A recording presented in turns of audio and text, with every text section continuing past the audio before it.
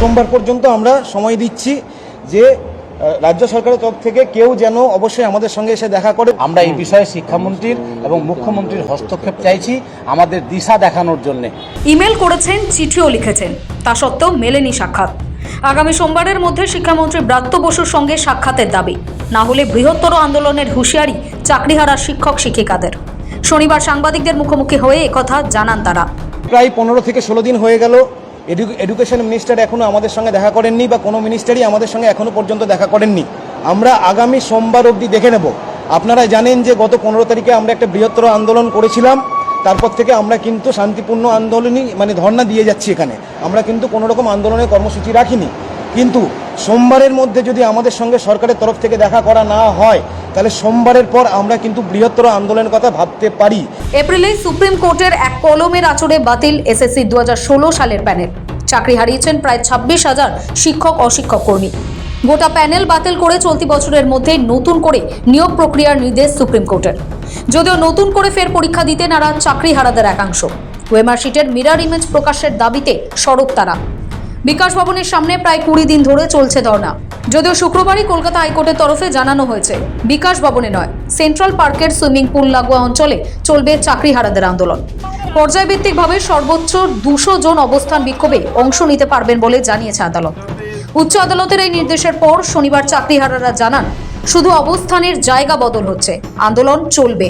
হাইকোর্টের এই রায়টাকে আমরা স্বাগত জানাচ্ছি এবং সেই রায়টাকে মেনে নিয়েই যখন সমস্ত রকম শেড, জল, টয়লেট বা ইলেকট্রিসিটি এই ব্যবস্থাগুলো যখন কমপ্লিট হবে তখন আমরা আমাদের এখান থেকে অবস্থানটা স্থানান্তরিত করে ওখানে আমরা শিফট করব।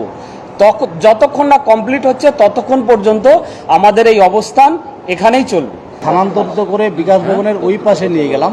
সেক্ষেত্রে আমাদের বক্তব্য হচ্ছে 200 জনের যে প্রোটোকল মেনটেন করা হয়েছে সেইটা মেনটেন করেই, আইনকে সম্মান জানিয়েই আমরা আমাদের গণতান্ত্রিক যে লড়াই বা আন্দোলন বা মিছিল বা অবস্থান বিক্ষোভ এটা আমরা চালিয়ে যাব, সাথে তাদের প্রোটোকল মেনটেন করব। চাকরিহারারা আরও জানান, সব সাংসদকে চিঠি দিয়ে তাদের সমস্যার কথা জানাবেন। গত 15ই মে বিকাশ ভবনের সামনে তাণ্ডবের ঘটনা প্রসঙ্গে চাকরিহারাদের দাবি, ওই দিন ইচ্ছাকৃতভাবে বিকাশ ভবনের গেট ভাঙেননি চাকরিহারাদের কেউই। পুলিশের সঙ্গে ধস্তাধস্তিতে এই ঘটনা ঘটেছে, ক্ষণিকের ক্ষোভের বহিঃপ্রকাশ মাত্র। তাই আমরা ঠিক করেছি এবার আমরা যারা আইন প্রণয়ন করেন, অর্থাৎ যারা এমপি আছেন, তাদের কাছে আমরা যাব, অ্যাপ্রোচ করব। কেন? যাতে তারা আমাদের বিষয়টা পার্লামেন্টে তোলেন, নেক্সট অধিবেশনে তোলেন এবং যোগ্য শিক্ষক শিক্ষিকাদেরকে নিয়ে তাদের ভাবনা চিন্তা কি তারা যেন সেখানে বলেন। আমরা তাদেরকে সেই জায়গাটায় পাশে চাইছি এবং আমরা চাইবো যে তারা আমাদের হয়ে পার্লামেন্টে এই কথাগুলো তুলুক। শিক্ষক সুলভ আচরণ করছে না, এটা একটা ক্ষণিকের একটা ক্ষোভের বহিঃপ্রকাশ ঘটেছে। তার সঙ্গে কিছু রাজনৈতিক ব্যক্তিত্ব তারাও এটাকে ইন্ধন জুগিয়েছে। যদিও পুলিশের তরফে সেদিন জানানো হয়েছে, চাকরিহারা শিক্ষকরাই সেদিন তাণ্ডব চালিয়েছিল বিকাশ ভবনে। পুলিশ যথেষ্ট ধৈর্য দেখিয়েছিল। শিক্ষকদের তাণ্ডব প্রতিহত করতে গিয়ে জখম হতে হয় পুলিশ কর্মীদেরও। পুলিশ ধৈর্য ধরেছে, পুলিশ সংযত থেকেছে, তারা সেটা ভেঙে ঢুকতে চেষ্টা করেন।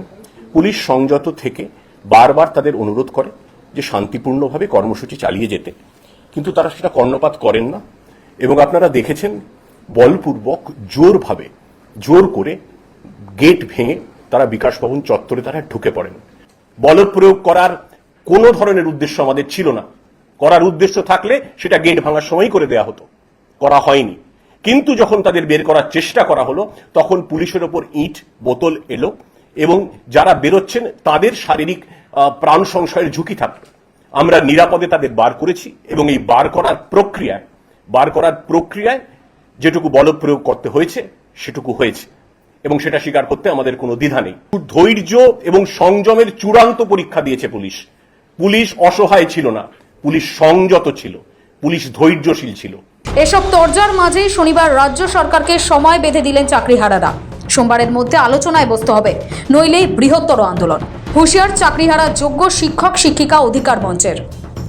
সৌভিক সানালের রিপোর্ট, সময় কলকাতা।